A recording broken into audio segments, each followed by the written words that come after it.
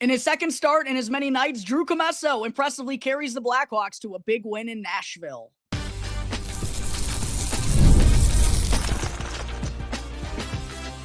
You're Locked On Blackhawks, your daily podcast on the Chicago Blackhawks, part of the Locked On Podcast Network, your team every day. How's it going, everyone? Welcome back to another game day preview edition of Locked On Blackhawks, part of the Locked On Podcast Network, your number one sports podcasting network, where we bring you your team every day. I'm your host, Jack Bushman. On today's episode, we got 2 games to recap and 1 game to preview. I'll go through the weekend back-to-back against the Caps and Preds, and then we'll get into everything to note for tonight's matchup against Connor McDavid and the Oilers. And then for segment 3, since Friday's episode, the video was choppy and I had to go with an all-audio show. I will once again go through the top 10 of my Blackhawks mid-season prospect rankings. But first, I do have to give a quick shout-out here to today's sponsor, which is FanDuel. Before tip-off, go and check the FanDuel app and see what's dropping during NBA Happy Hour, which is every Friday from 6 to 7:30 p.m. Eastern Time. All right, happy Monday, everyone. Hope everyone out there had a wonderful weekend, especially on Saturday night, as what a miraculous night it was for Chicago sports. The Bears pull off yet another epic comeback to take down the Green Bay Packers and advance in the NFL playoffs. Then the Cubs got in on the fun as they signed Alex Bregman to a 5-year deal. And of course, our Blackhawks blanked the Nashville Predators 3-0 behind a 36-save shutout from Drew Commesso, who last time I did a show on Friday was still down in the AHL with Rockford. It was a wild series of events for the Hawks on Friday as the weekend definitely didn't get off to as good of a start as it finished, as during the morning skate on Friday, it was revealed that the team was dealing with some sort of stomach bug or flu bug, some sort of illness that was running through the locker room, as Captain Nick Foligno, Ilya Mikheyev, and Arvid Soderblom were all not feeling well enough to hit the ice for the morning skate on Friday ahead of the matchup against the Capitals. Head coach Jeff Blashill also wasn't feeling good enough to be there.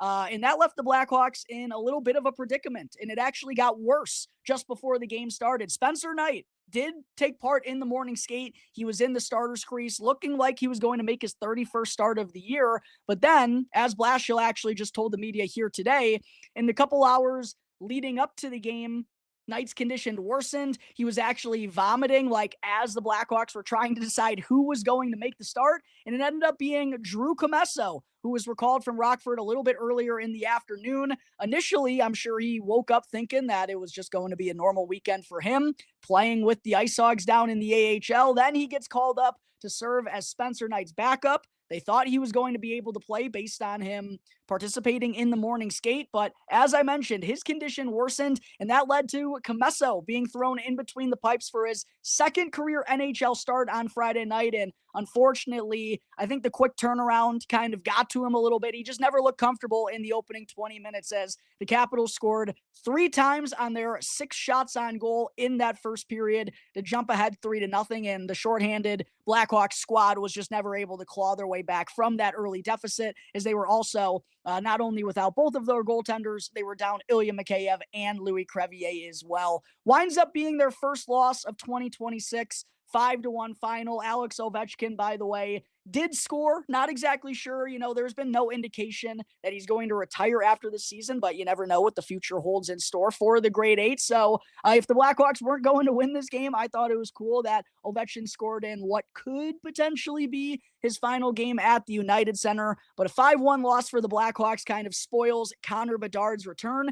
And to make matters worse, they had to continue to deal with this illness, this bug that's been going around on the fly, as they had to travel to Nashville for the back end of a back-to-back on Saturday. And I honestly thought it was going to be Stanislav Berezhnoi making the start, Blackhawks fans, which would have been a very interesting situation considering he's only played 9 games over here in North America, and the highest level he ever played in over in Russia was the VHL. He had only made 1 appearance in his career in the KHL. So as Ben Pope of the Chicago Sun-Times posted on social media, would have been the most not a knock on Berezhnoi, but maybe one of the most underexperienced goaltenders to get a start in NHL history. They called him up from Rockford earlier on in the afternoon, signaling that neither Knight nor Soderblom were going to be healthy enough once again. It was actually Dave Nazzolillo who was the emergency backup for the Hawks on Friday night. The sad part of Friday's episode being audio only is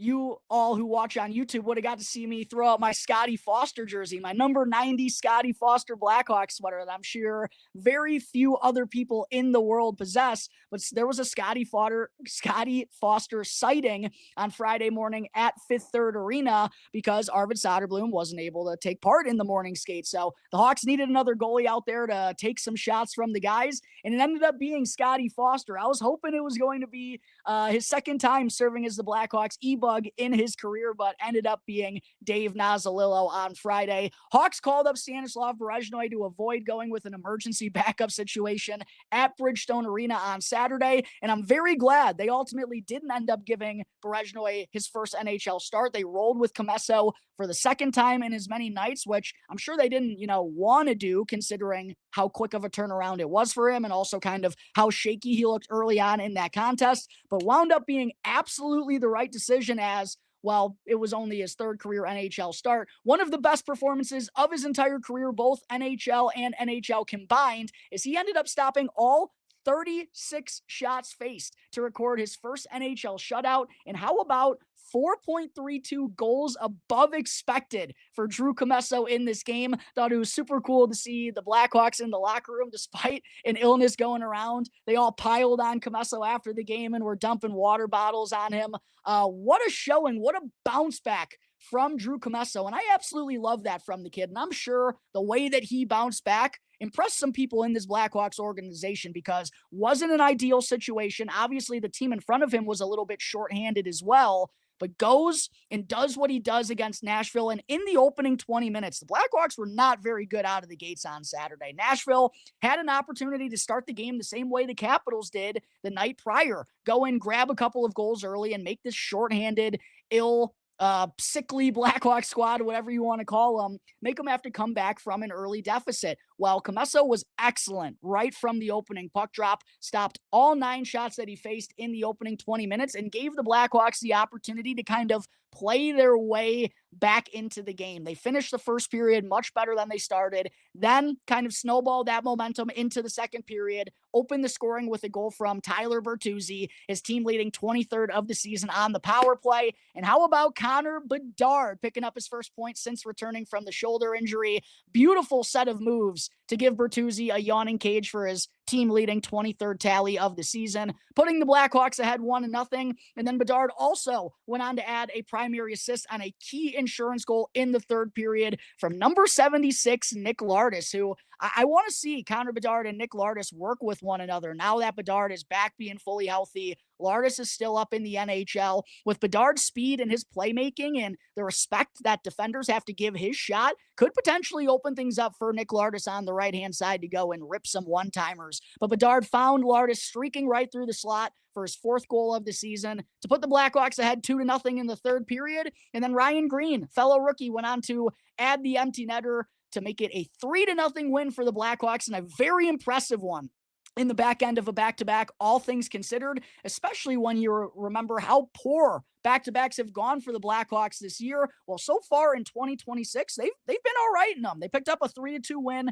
over the Vegas Golden Knights the weekend prior in the second game in as many nights. And then here, go and blank the Nashville Predators 3-0, but wouldn't have been possible without the bounce back that Drew Commesso had. I mentioned the 4.32 goals saved above expected. The Blackhawks were outshot 36-21 in this game. It was not their best offensive showing at even strength, but they got excellent goaltending and they got some big-time special teams play once again, getting a goal from the power play. The penalty kill remains perfect. All factor into a huge win in the second game in as many nights over the weekend to move the Blackhawks to 5-1-0 so far here in 2026. Excellent start to the new year. Love to see Drew Commesso go and have the showing that he did after I talked about him on my Blackhawks prospect rankings here recently. My takes didn't look all that good considering how he played on Friday, but I've said Drew Commesso, I feel like he still has a chance to be that number 2 goalie, the backup to Spencer Knight of the future here in this rebuild. He just hasn't really been given the opportunity considering the contract situation, the multi-year deal that they gave Arvid Soderblom in the summer. But I was really happy to see Drew kind of go and live up to those expectations and exceed them, because I've talked highly about him these last couple of years, and we just really haven't got to see him don a Blackhawks sweater. Didn't look all that good in his first showing of the season on Friday night, but looked a whole lot better in the best performance of his career, AHL or NHL, regardless of what level. He was outstanding to pick up his first NHL win. All right, that takes care of everything from the Blackhawks. Busy weekend in a back-to-back against the Washington Capitals and the Nashville Predators, despite a slew of illnesses, despite having to throw their AHL starter in between the pipes for both of those games. They come away with a big split, and we'll see if they can keep their momentum going when they kick off a 4-game homestand here tonight against Connor McDavid and the Edmonton Oilers. I'll get into everything to note ahead of the puck drop at 7:30 p.m. CT tonight at the UC, coming up in just a moment in segment 2.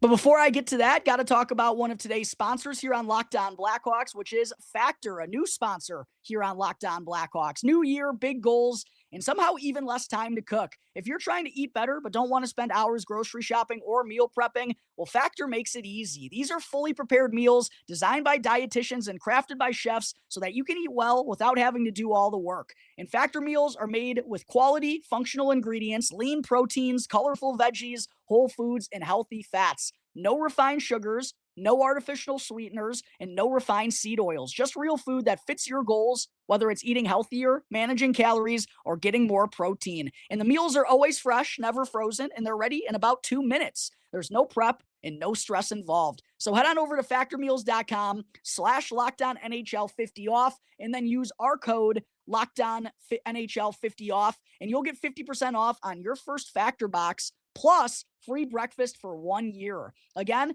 that's factormeals.com/LockedOnNHL50off, and then use our code LockedOnNHL50off for 50% off on your first Factor box plus 1 free year of breakfast. So go and make healthy eating easy with Factor. As always, before I get into segment 2, just a quick reminder, if you're watching on YouTube and haven't done so already, smash that like button for me. Go and subscribe to the channel. And if you're tuning in through an audio platform, you can rate and review the show as well. All 100% free, will not cost you anything, and helps me out in a big way in growing my platform. Segment 2 here on today's episode. Busy January continues for the Blackhawks here tonight as they begin a 4-game homestand with the second of 3 meetings this season between the Edmonton Oilers. 7:30 p.m. puck drop coming at the UC. The first meeting between these two teams came back on November 1st. I want to say that either started a 4 or 5 game road trip for the Blackhawks or was one of the opening games of a long road trip that they had earlier on in the season. Either way, resulted in a 3-2 loss to the Oilers. 3-2 overtime loss to the Oilers as Evan Bouchard potted the overtime goal. Connor McDavid had 3 assists in that game, while Jack Roslovic and Leon Draisaitl, both on the power play, were the 2 goal scorers for Edmonton in regulation. For Chicago, Tyler Bertuzzi scored a power play goal in that game, while Andrei Burakovsky also found the back of the net. Spencer Knight stopped 27 of 30 shots faced in that overtime loss. Fortunately for the Hawks, it looks tonight like they're going to be pretty close to fully healthy, aside from obviously Frank Nazar still being out with what we believe is a broken jaw. But both Spencer Knight and Arvid Soderblom were on the ice for the morning skate, as was Louis Crevier, who missed both games over the weekend. Colton Dock, who was healthy enough to play on Friday, did not suit up on Saturday. He was also back on the ice for the morning skate, so all good signs there. And we kind of got an indication that this was coming based on the Blackhawks sending Commesso Stanislav Berezhnoi, who ended up serving as Comesso's backup on Saturday, and defenseman Kevin Korchinski, who made his first 2 NHL appearances of the season over the weekend. All 3 of them get sent back down to Rockford on Sunday afternoon. That was likely foreshadowing that most of these players who had been under the weather were starting to feel a little bit better, and then we got the confirmation of that here at the morning skate. Real quick on Kevin Korchinski, though, Blackhawks fans, because obviously he's someone who didn't get an opportunity up in the NHL during the first half of the season, only appeared in 16 NHL games with the Blackhawks in 24-25, former 7th overall pick back in 2022. Wasn't exactly the 2 games that I'm sure Korchinski or the Blackhawks were hoping for. Friday, though, almost in a similar vein to Drew Commesso, right? Like a very quick turnaround for Korchinski, playing with someone who he has, no chemistry with, hasn't been even practicing with these guys since well back in training camp. So on top of the small 2-game sample size and taking those things into consideration, I don't want to critique or judge Korchinski too harshly here. And with that being said, I definitely thought he was better on Saturday than he was on Friday night against the Capitals. He was on the ice for 2 of the Caps' opening 3 goals in the first period, was on the ice for 3 of their 5 goals total in that game. Just altogether, still wasn't as structured or as strong defensively as you want to see from him. Saturday did register an assist. I thought he was more involved in the offensive zone, although the Blackhawks at even strength didn't do a ton of great things offensively.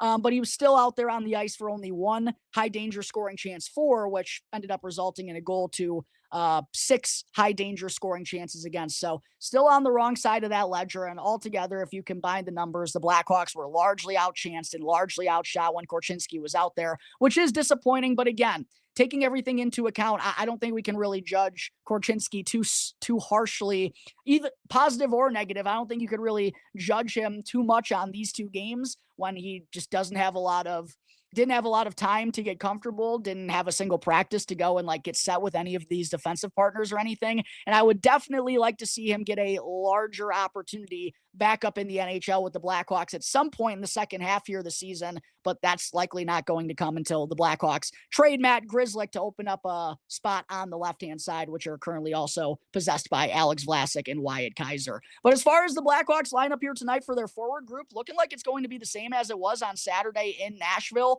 Ryan Green, Connor Bedard, and Andre Burakovsky as the top line. Not too surprised that Blashill has gone back to this trio that was rolling together pretty consistently prior to Bedard's injury. We're doing a lot of good things together. Ryan Green continues to get a ton of scoring chances. Guy just can't get the finished product, unfortunately. Hopefully that's something he continues to develop as he gets more and more experience. Do want to point out, though, that since I haven't had an episode drop since Friday, after Friday's game, head coach Jeff Blashill said that Connor Bedard is not going to be taking faceoffs for the foreseeable future. So even though he's listed as the center here and will act like a center out there on the ice, Ryan Green is actually the one who's going to be taking the faceoffs for this trio. Second line for the Blackhawks, Tyler Bertuzzi, Jason Dickinson, Ilya Mikheyev.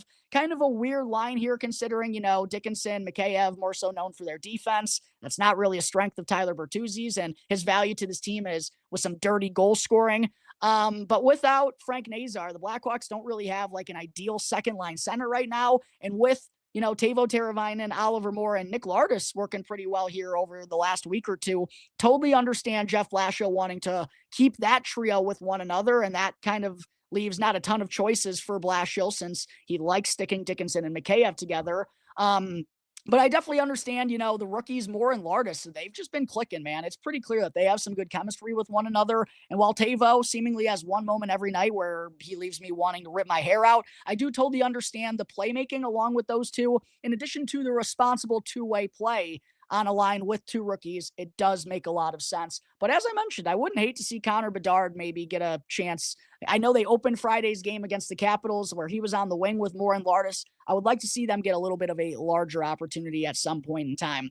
And then down on the fourth line at the morning skate, it was Ryan Donato, Nick Foligno, and Landon Slager once again. Even though Colton Dach was seemingly healthy enough to get back on the ice for the morning skate, looks like he's going to be out of the lineup for the second consecutive game as he was serving as an extra along with Sam Lafferty. Huge opportunity for Landon Slager because if he wants to remain as a regular in the lineup with 14 forwards currently on the active roster, he's going to have to make the most of these chances and win over the coaching staff. So big game for Landon Slager tonight on the fourth line. And then defensively, with the return of Crevier, that reunites the top pairing of he and Alex Vlasic. That bumps Connor Murphy back down to his usual spot on the third pairing with Matt Grzelcyk, while Wyatt Kaiser and Artie Levshinov remain with one another as the second pairing. And then in that, Spencer Knight looks like he's officially going to make his 31st start of the season here tonight. Thought it was going to be happening on Friday. He was unfortunately vomiting in the hours before the game getting started. He's 13-11-6 on the season, 2.62 goals against, .910 save percentage, along with 2 shutouts. And as I mentioned a moment ago, stopped 27 of the 30 shots that he faced in the first meeting against the Oilers at Rogers Arena back on November 1st. As far as what to know about the Oilers, they're 2-1-1 in their opening 4 games here of 2026, coming off of a 4-3 shootout loss to the Los Angeles Kings last time out on Saturday or Sunday. I believe it was actually Sunday. But Connor McDavid, obviously all eyes are going to be on him, the player that undoubtedly, in my time being a hockey fan, I would say is worth the price of admission more so than anyone I've ever seen. Well, he's playing his best hockey for sure heading into the Windy City as he's riding an 18-game point streak, had his 30th goal of the season in that loss on Sunday to the Kings, and is tied with Nathan MacKinnon for the most points in the NHL with 78 through his opening 45 games, 30 goals and 40 assists. He is on a torrid run right now, and the Blackhawks definitely got to be aware of that every time he hits the ice. McDavid is set to play on Edmonton's top line along with Ryan Nugent-Hopkins and the Oilers version of Tyler Bertuzzi and their net front presence guy, Zach Hyman. Leon Draisaitl set to center the second line along with Vasily Podkolzin and Kasperi Kapanen. Is worth pointing out Andrew Mangiapane, who was scratched on Saturday, looks like he's going to be drawing in, while rookie Isaac Howard looks like he's going to be the lone healthy scratch. And then on defense, how about former Blackhawks legend Alec Regula on the third pairing? Looks like he'll be in the lineup for his return to the United Center, along with Spencer Stasny, as Jake Wallman remains on long-term injured reserve. Edmonton as a team, they're currently second in the Pacific Division with 51 points through 45 games. That has them 3 points back of the division leading Vegas Golden Knights, while they're 3 points clear of both the Seattle Kraken and the Los Angeles Kings for the final wildcard spot out west. Very tight race for those final couple of wildcard playoff spots right now. That takes care of everything to note before the Blackhawks kick off their 4-game homestand here tonight against the Edmonton Oilers. Coming up in just a moment before I close out today's episode, as I mentioned during the intro, just because I don't want to leave all of you great YouTube viewers hanging, I'm going to go through my top 10 Blackhawks midseason prospect rankings once again here for segment 3. But first, I got to talk about another one of today's sponsors here on Locked On Blackhawks, which is Quo. New year, new systems. This is the time when a lot of us look at the messier parts of how we run our business and think, there has to be a better way. And there is. Streamlining your communications is one of the quickest upgrades that you can make. That's why today's episode is brought to you by Quo, spelled Q-U-O, the smarter way to run your business communications. Because when your team is reachable, organized, and communicating in one place, you're not just working cleaner, you're creating more opportunities to connect with customers. It works right from your phone or from your computer, and you can even keep your same existing number. And it's no surprise that Quo is the #1 rated business phone system on G2, trusted by more than 90,000 businesses, from solo operators to growing teams. So go and make this the year where no opportunity and no customer slips away. Go and try Quo for free. Plus, you can also get 20% off on your first 6 months when you go to quo.com/LockedOnNHL. Again, that's 6 months free with Quo when you go to quo.com/LockedOnNHL today. Quo, no missed calls and no missed customers. Before I close things out here today, just want to say thank you to everyone for making Locked On Blackhawks your very first listen, and be on the lookout for my recap of tonight's matchup with the Edmonton Oilers dropping early tomorrow morning, as well as Deep Dive 4.0, which unfortunately has been prolonged here on the show just with some of the recent developments, with unfortunately Friday being only an audio episode, the Blackhawks having that trade with the San Jose Sharks last week that I had to break down. So everything's been pushed back a little bit. I do apologize for that, but still got some good stuff for you all to be on the lookout for as we're just getting over the midway point of the season. And one of those things is my Blackhawks midseason prospect rankings, which unfortunately I had drop on Friday, but when I went back and edited the video, there were tons of choppy points. The video didn't look good whatsoever, so I unfortunately scrapped it and just had an all audio episode, but I didn't want to leave all of you great YouTube viewers hanging. I wanted to make sure to go through my top 10 prospects list again here on the show, even though I always recommend that all of you, in addition to just subscribing to Locked On Blackhawks on YouTube,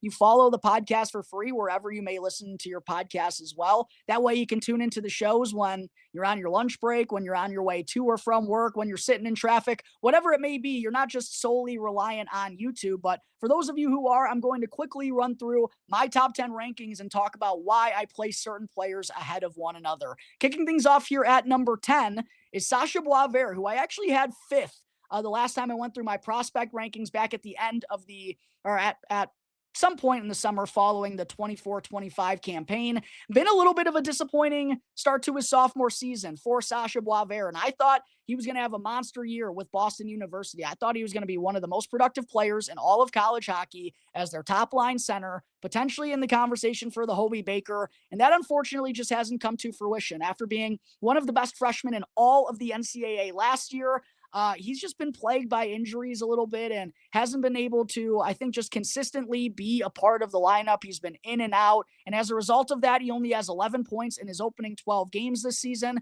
Do still feel like there's a chance that if he is now fully healthy, which that's what I've been reading here recently, that he's going to have a monster second half and, try to help BU kind of climb in the rankings as they're currently down at number 20. But altogether, Sasha Boisvert, with his goal scoring abilities, with his two-way play, with his size as a 6'2" forward, I think he definitely sets up to be a piece in the Blackhawks rebuild. And I was expecting him, and he still could, but I was expecting him to go and have a monster year with Boston University and then sign his entry-level contract with the Blackhawks and make his NHL debut. I also expected him to be a part of Team Canada's World Junior roster. He unfortunately fell short of that. But with the booming shot that he possesses, along with the strong work ethic and the responsible two-way play, I think Sasha Boisvert sets up to be a very effective third liner that can score some nice goals for the Blackhawks in their rebuild. At number 9, just ahead of him, I have Marek Vanacker, who I previously had at number 10 the last time I went through my rankings. It's been a monster year for Vanacker in the Ontario Hockey League with the Brantford Bulldogs. The type of season you want to see out of him after being a former first-round pick and now 19 years old in his 4th season in the league. Leads the entire OHL in goals, also is top 10 in points. Brantford has been among the best teams. Got shafted by Team Canada for the World Juniors roster as well, unfortunately. I thought he had played well enough to deserve that spot. But the reasoning, I'm giving Marek Vanacker now the edge over Sasha Boisvert, even though I do think they have very similar trajectories. I think they're both going to be effective two-way third liners for the Blackhawks, both more so known for their goal scoring than playmaking. But I think Marek Vanacker is the faster of the two players. And I also think because of that speed, that's going to allow him to have more of an impact defensively and allow him to set up plays more so in the offensive zone than Sasha Boisvert will. And I also think something that Boisvert needs to add to his game, I think he needs to become a more layered goal scorer. What I love about Marek Vanacker, even though he's playing, in a junior level, Sasha Boisvert is playing against some older competition in college, I think Marek does a better job of scoring in the dirty areas, scoring in this crease, right out in front. He has a really good shot. I think Sasha has a better one than he does, but I think Marek can score in more ways. And that's something I want to see out of Sasha Boisvert. But those two, very similar trajectories. I see both of them as third liners for the Blackhawks in their rebuild. Will be really interesting to see if Sasha Boisvert probably is going to end up as a wing due to the lack of speed. I think they're both probably going to be guys who end up on the wing. Next up for me, another guy who I think is going to end up on the wing for the Blackhawks, Václav Nestrasil, who's just had an awesome season with UMass after being the 25th overall pick last year. And I thought he was going to be a project in his first year of college hockey, but he's been a top liner for the Minutemen right from the jump and been among the most productive freshmen in all of the NCAA. Also had an excellent showing at the World Junior Championship, right? And I thought he showed that for a guy of his size, he can also play a skill and a finesse game. I still think, he's got room to grow out his body and be more of a physical specimen than he already is. But he's still only 18 years old, and I think he has a nice, diverse offensive and who just maybe, he's not known for his defense and Boisvert are, but I do very well rounded together. And I think if he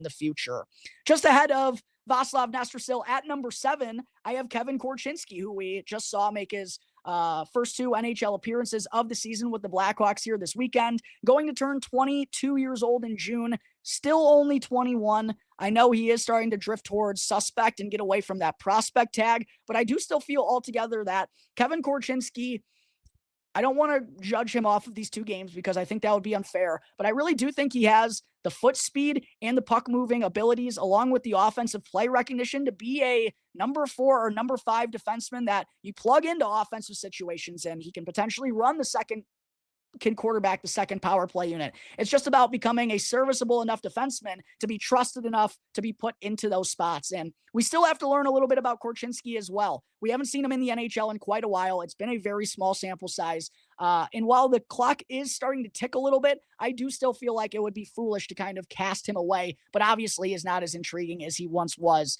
when the Blackhawks selected him 7th overall in 2022. Just ahead of Kevin Korchinski, I have Nick Lardis coming in at number 6, who we're seeing in his first NHL stint right now. I think the jury is still out on Nick Lardis for sure in terms of what kind of goal scorer he's going to be at the NHL level. I don't know if I'm convinced that he's going to be a consistent 30 goal scorer. And if he's not, then it's going to be very interesting to see if he can do enough well to be an effective middle six, third liner type of guy, which is not necessarily his strength, as more so an offensive minded prospect. But I do think, even though we haven't seen it a ton so far, he's got the speed, he's got the playmaking to be a well-rounded offensive player. It's just about how gifted of an offensive player is he going to be. But altogether, I do think Nick Lardis can be, just in a similar sense to Václav Nestorsil, obviously with very different makeups, an effective second-line winger, but he's more so just going to be about goal scoring and offense, and that's kind of the issue with him at being, 5'11", a little bit of an undersized winger.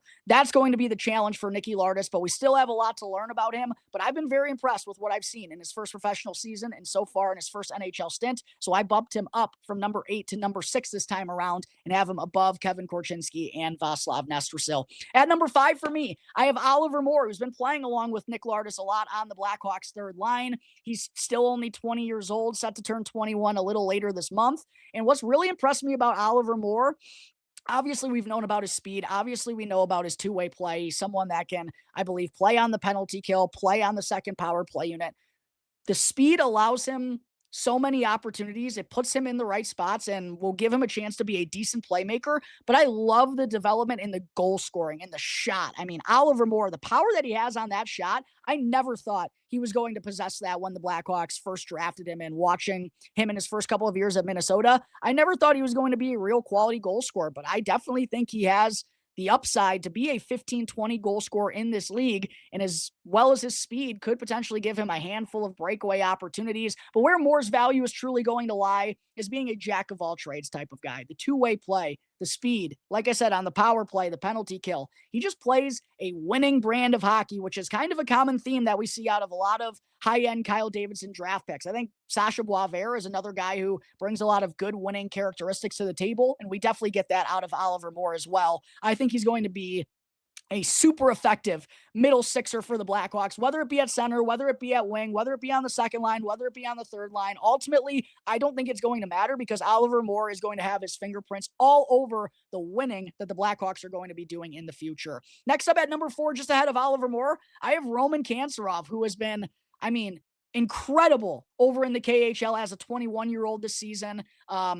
Leads the KHL with 27 goals and is inside the top 5 with 47 points this year. And by the way, there's never been a 21-year-old or younger in KHL history to have a point-per-game season. Roman Kanserov finds himself in rarefied air. And what's been super impressive to me about this is, A, Kanserov is playing center for the first time this year over in Russia, and B, he was more so known as a playmaker who utilizes his speed. He was more so a pass-first guy as opposed to a goal scorer up until this season, and then he's the top goal scorer in the entire KHL. I cannot be more excited about Roman Kanserov. The speed. He's another guy like Frankie Nazar who Oliver Moore plays a winning brand of hockey, and despite not having the largest frame, doesn't shy away from contact, doesn't shy away from those dirty areas, just buzzes all around the ice to make an impact. And then we've obviously seen the offensive game that he has in store as well. I really think Roman Kanserov is another guy who will give you a little bit of everything and can be a jack of all trades second liner for the Blackhawks. The one only knock that I have on him is he's 5'9". He's definitely undersized, and that's going to make life difficult for him as he transitions to the NHL. But I think with his speed and with his determination and work ethic, plus his offensive makeup, he's got the goods to be in a very effective second liner for the Blackhawks long term. Then getting into my top 3, no changes in terms of who my top 3 are. The order is a little bit different around this time, though. What isn't changing, however, is Artem Levshinov coming in at number 3 for me, Blackhawks fans. And let me know what you think about Artem Levshinov coming in at number 3, as well as the rest of these rankings. Artie looks awesome already as a 20-year-old. Offensively, he knows how to handle himself in the O-zone. He knows how to create time and space for himself. He knows how to cycle effectively. He's been the Blackhawks' best offensive defenseman this season. That's super impressive. Now, there is still room for him to grow on the defensive side of things, and that's going to be really, I think, what ultimately determines how effective of a defenseman Artem Levshunov is. Can he be the effective two-way player while still having that rover style? And can he eliminate some of those mistakes that tend to plague his game from time to time? This is stuff we're all going to learn in the next couple of years. So I'm not putting my finger down and saying this is exactly the type of player that Artem Levshunov is going to be, because he's only 20 years old and he's still well under 100 NHL games at this point in time. But my question about Artem Levshunov, well, I know he's going to be an effective offensive defenseman. It's the same question that I had when the Blackhawks drafted him second overall in 2024. Just how good is Levshunov truly going to be? Because I think he has a remarkably high floor. He's going to be a top 4 defenseman in this league. But how is he going to be a game changer? Is he going to be a 50, 60, 70-point offensive guy when he's at his best? Or is he just going to be, a 40-point guy who, yeah, still provides a ton of value and can be relied on in all situations and has great size, skates very well? But when you're taking a guy second overall, it's my one knock on Kyle Davidson. I don't know if he's done a well enough job of taking upside. And that's just my question with Artem Levshunov.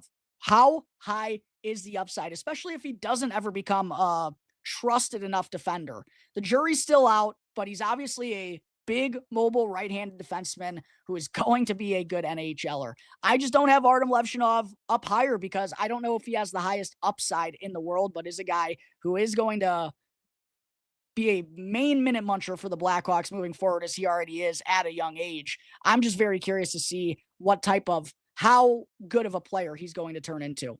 At number 2 for me is the man who I actually had at number 1 this time, or last time I went through these, and Sam Rinzel, who obviously between he and Artie, Levshunov is the one who's fared better so far this season, even though Rinzel is nearly 2 years older than he is. And I would understand if a lot of people had Levshunov over Rinzel in their own prospect rankings after what we've seen this year. However, I still feel like with Sam Rinzel's size at 6'4" in the way that he skates, I know we obviously didn't see it before he was sent back down to Rockford, but we saw it in 9 games late last year. I think he has the goods and plays the style of play that you want to see from a dominant defenseman nowadays. And I'm not saying he's going to be Quinn Hughes. I'm not saying that he's going to be Cale Makar, because I don't think he's going to be that type of defenseman, but he plays a similar style to those two, where he lets his skating, because he can move so well for a player of his size, he lets that do the hard work, and it allows him to cycle in the offensive zone and open up time and space for both he and his teammates out there, and allows him to join rushes through the neutral zone.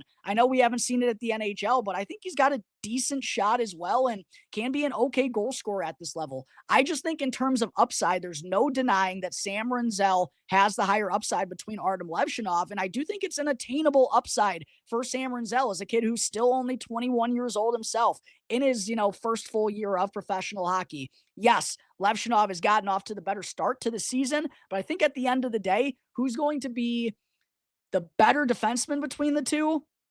I think it's going to be Sam Rinzel. I just think because of his skating and because of his offensive play, I think he's the one who ultimately, Levshunov's going to have his value, and it's going to be a lot of value from him. But I think ultimately Sam Rinzel is going to be the better defenseman. Let me know if you think I'm crazy for that, Blackhawks fans. And then last but certainly not least, topping things off, was Anton Frondel, who I had to put at number 1. Had him at number 2 last time around, but after the start to his season in the SHL, as well as what he did at the World Juniors to help Sweden win gold for the first time in 14 years, I don't know how I don't move Anton Frondel to number 1. He's got 26 points, 11 goals, and 5 assists in 26 games so far in the SHL with Djurgården as an 18-year-old, nearly a point per game player last year in the Hockey Allsvenskan League to help Djurgården win the league championship and get promoted to the SHL. And in a similar sense to Levshunov, Frondel he has such a high floor. He's going to be a good NHLer because of his size, because of that booming shot that he possesses. Definitely his best offensive attribute, but also with his strong two-way play and